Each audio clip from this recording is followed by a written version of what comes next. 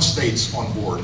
Going out there, worked with them, got it on their computers. Mobile data terminals, you could do it right in your car.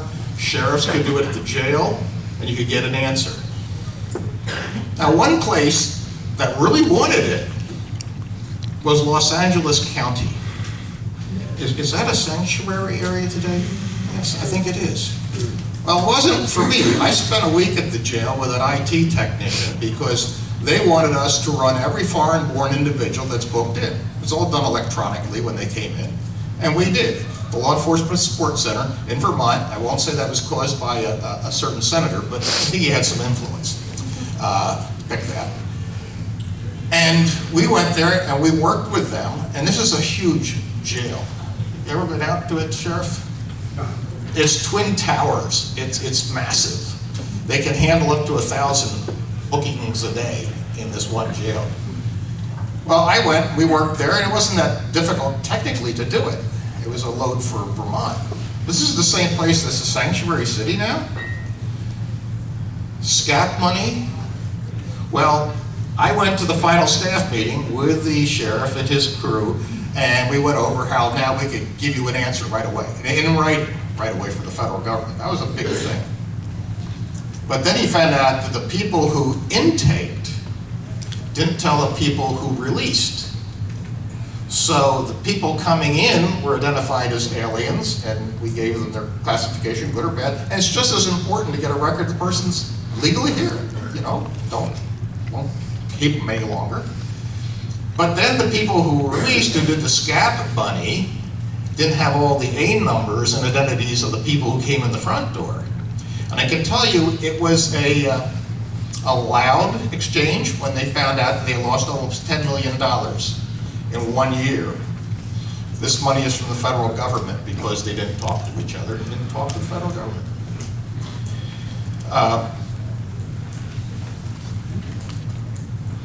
Things change. I mean, it certainly changed for me, and I've been through it. You got to realize, as an immigration agent, you have the changes of laws, changes of administration, changes of procedure, and you live in that environment. 1 year, we were told for a census, we weren't allowed to arrest anyone because the census was being taken, and we may scare people away from the census. I don't know how many illegal aliens report to the census, but I don't think we scared them. Another thing, the alien community is very aware of all the changes of the law. We seem to think because they speak a different language, come from a different country, that they're not aware of what the laws are here. They know them very, very well. I retired the week before 9/11 mandatory. You had to retire at 57. I wasn't ready to retire. My wife sure as heck wasn't ready for me to retire. I was miserable. Okay, so I go back to work. I worked as a contractor. I was in San Francisco on 9/11. I had done some things that were needed after 9/11, so they said I could come back, rehired me. There weren't too many of us came back. Remember, I was too old to carry a gun at 57, but I found the fountain of youth and came back. They gave me the same gun.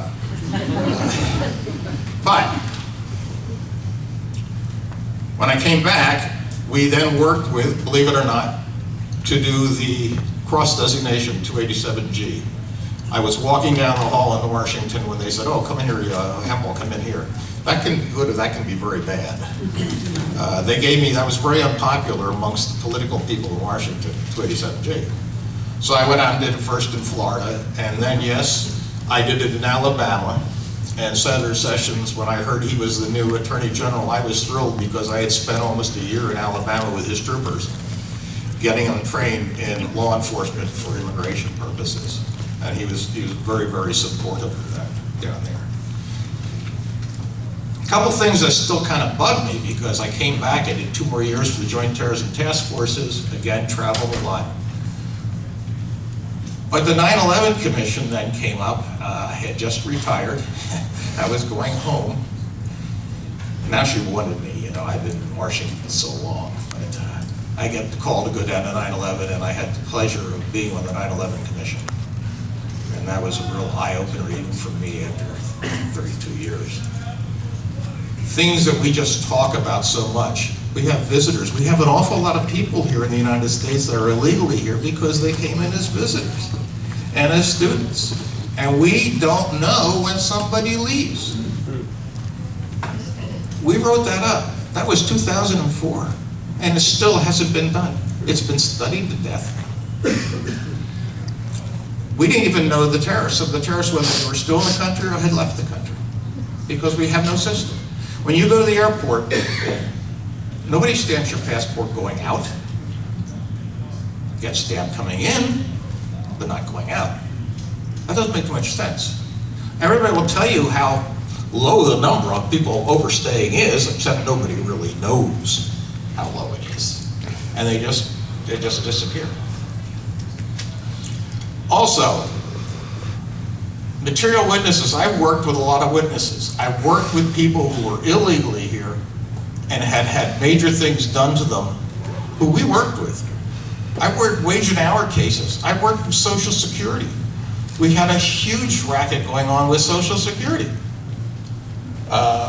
Started out as one case.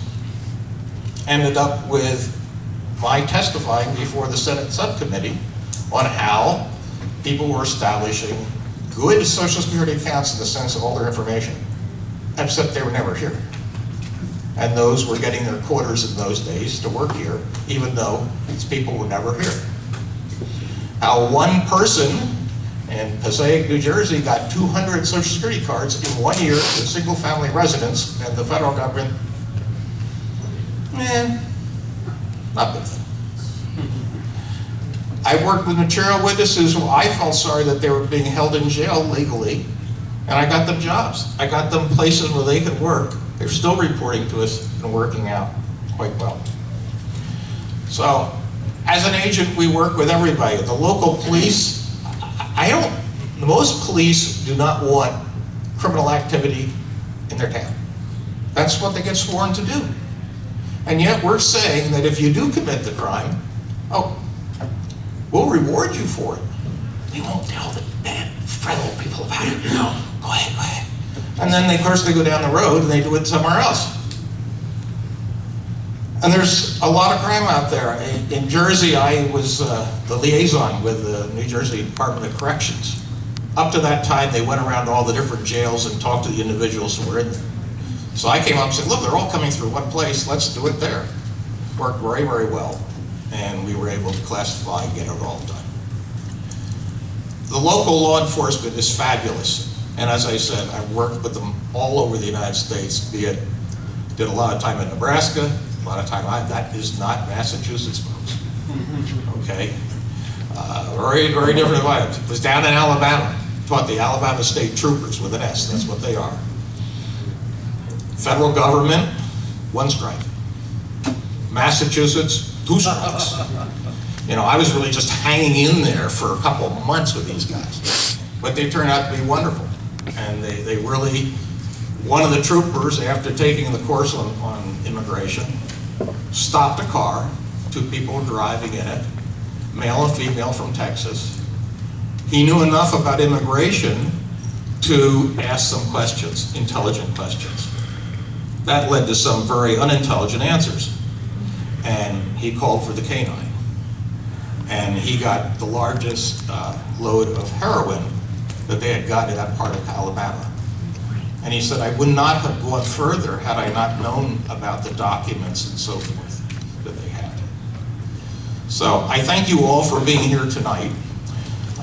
It's been a great career, long career. I felt I had done the right thing as a federal officer. It's not always the way you hear it, but we really do try to do the right thing. And thank you for being here.